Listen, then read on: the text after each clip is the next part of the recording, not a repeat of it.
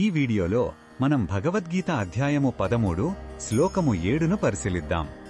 ఈ అధ్యాయంలో శ్రీకృష్ణుడు క్షేత్రమంటే మన శరీరం, మనసు మరియు క్షేత్రజ్ఞుడు అంటే ఆత్మ మధ్య ఉన్న తేడాను వివరిస్తున్నాడు.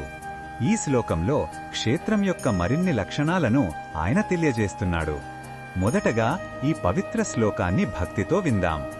ఇచ్ఛా ద్వేషః సుఖం దుఃఖం సంఘాతశ్చేతనా ధృతిః ఏతత్ క్షేత్రం సమాసేన సవికారముదాహృతం. ఈ శ్లోకం అర్థమేమిటంటే కోరిక, ద్వేషం, సుఖం, దుఃఖం, ఈ భౌతిక శరీరం, చైతన్యం మరియు ధైర్యం ఇవన్నీ వాటి మార్పులతో కలిపి క్షేత్రం అని సంక్షిప్తంగా చెప్పబడ్డాయి.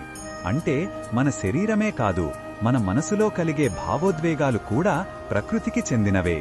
అవి మన నిజస్వరూపమైన ఆత్మ కావు.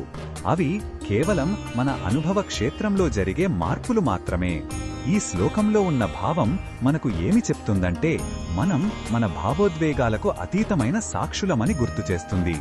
సుఖం వచ్చినప్పుడు పొంగిపోవడం, దుఃఖం వచ్చినప్పుడు కుంగిపోవడం అనేవి మనసు యొక్క లక్షణాలు. వాటిని మనమే అని భ్రమపడకూడదు. ఈ భావన మనకొక రకమైన మానసిక స్థిరత్వాన్ని మరియు ప్రశాంతతను ఇస్తుంది. ఈ బోధనను మన దైనందిన జీవితంలో ఎలా ఉపయోగించుకోవచ్చంటే మనకు కోపం లేదా బాధ కలిగినప్పుడు నేను కోపంగా ఉన్నాను అని కాకుండా నాలో కోపమనే భావన కలుగుతోంది అని గమనించాలి.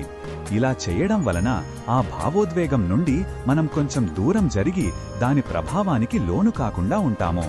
ఇది మన సంబంధాలను మరియు నిర్ణయాలను మెరుగుపరుస్తుంది.